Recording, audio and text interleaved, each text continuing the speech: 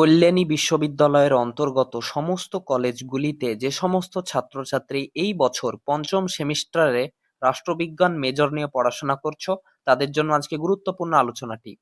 আজকের আলোচনাতে আমরা রাষ্ট্রবিজ্ঞান বা পল সায়েন্স থেকে কিছু গুরুত্বপূর্ণ 10 মার্ক এবং 2 মার্কের প্রশ্ন সম্বন্ধে আলোচনা করব। তোমাদের এই পেপারটি সম্বন্ধে আলোচনা হবে মেজর 7 পেপার, যেখানে তোমাদের সিলেবাসে রয়েছে ইন্ডিয়ান গভর্নমেন্ট অ্যান্ড পলিটিক্স। তো তোমাদের কয়েকদিন পরই পরীক্ষা, তো এই প্রশ্নগুলি তোমাদের অবশ্যই দেখে দেওয়া উচিত, জেনে যাওয়া উচিত, কারণ এখান থেকেই তোমরা অনেকগুলি প্রশ্ন কমন পাবে। তো চলো প্রশ্নগুলো দেখি। প্রথমে আমরা 10 মার্কের প্রশ্নগুলি সম্বন্ধে আলোচনা করব, তারপরে 2 মার্কের প্রশ্নগুলি সম্বন্ধে। তো 10 মার্কের তোমাদের টোটাল 15টি প্রশ্ন রাখা হয়েছে। এই 15টি প্রশ্ন তোমরা ভালো করে পড়ে যাও, আশা করছি এখান থেকেই তোমরা 10 মার্কের প্রশ্ন কমন পেয়ে যাবে, এবং তোমাদের যদি ভাগ্য ভালো হয় তাহলে তোমরা একটি বা দুটি তোমরা 5 মার্কের প্রশ্ন কমন পেতে পারো। তবে সেটা ভাগ্যের ব্যাপার, বা যারা প্রশ্ন তৈরি করছে তাদের ব্যাপার, কিন্তু এখান থেকে 10 মার্কের প্রশ্নগুলা চলে আসার কথা।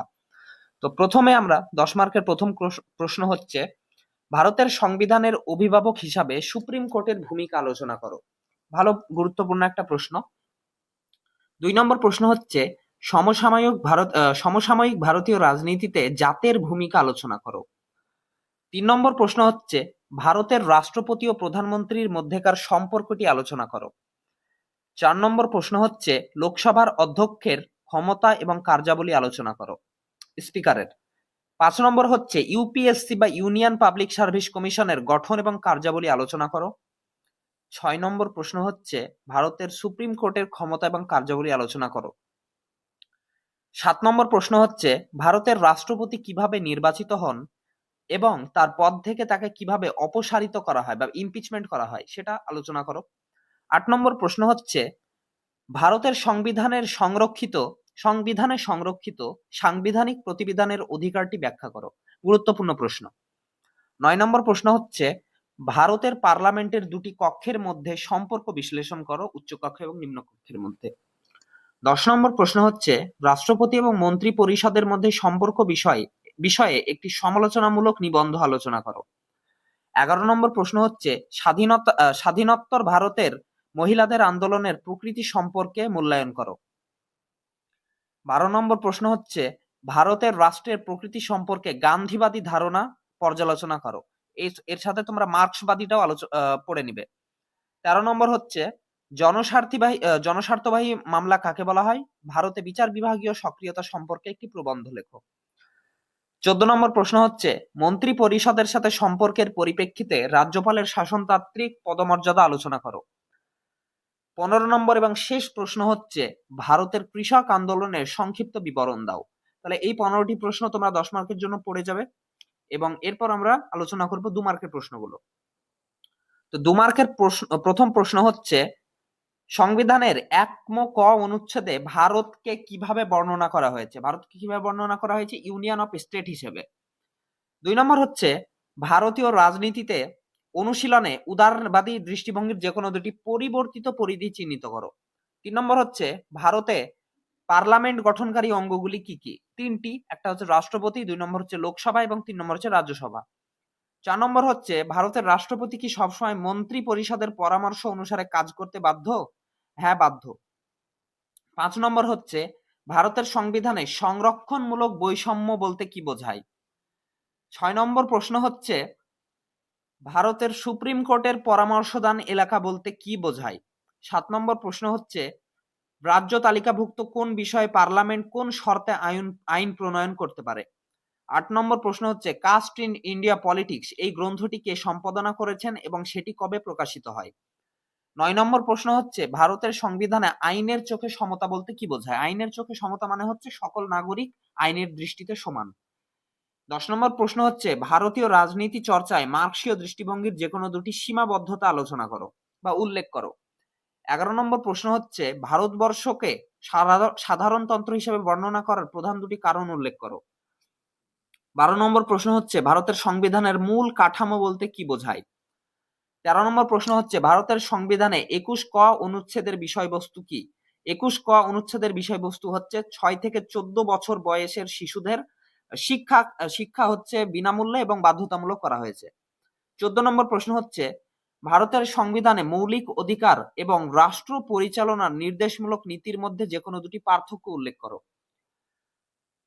15 নম্বর প্রশ্ন হচ্ছে, দুটি বিষয়ের উল্লেখ করো যেখানে লোকসভা অপেক্ষা রাজ্যসভা ও অধিক ক্ষমতার অধিকারী।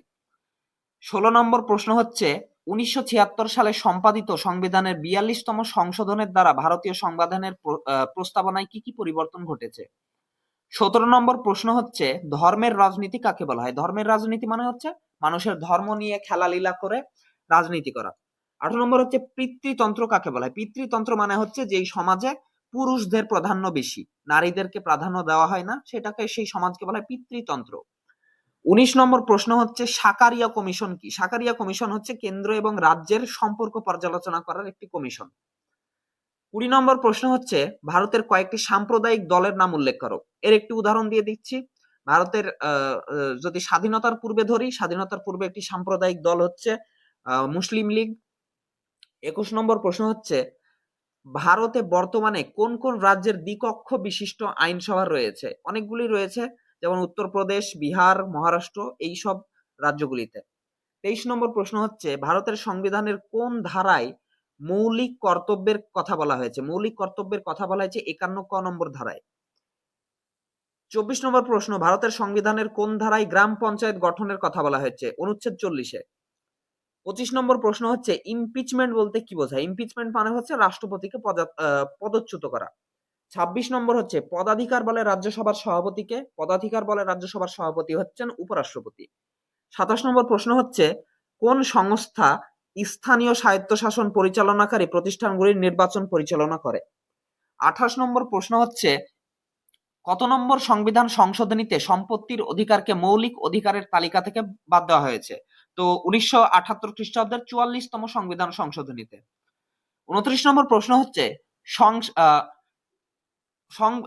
এটা একটু প্রিন্টিং মিস্টেক, টাইপিং মিস্টেক হয়েছে। সংবিধানের উভয় কক্ষের যৌথ অধিবেশনের কে সভাপতিত্ব করেন।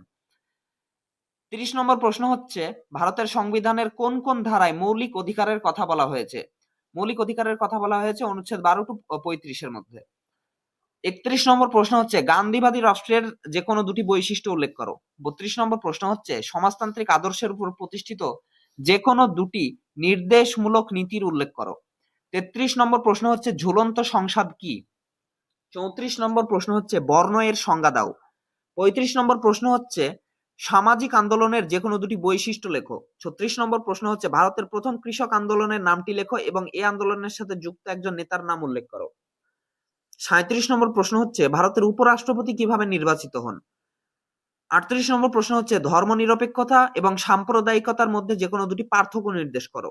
39 নম্বর প্রশ্ন, কোন পরিস্থিতিতে কোনো একটি রাজ্যে রাষ্ট্রপতির শাসন ঘোষণা করা হয়। 40 নম্বর প্রশ্ন হচ্ছে, পকেট ভেটো কি।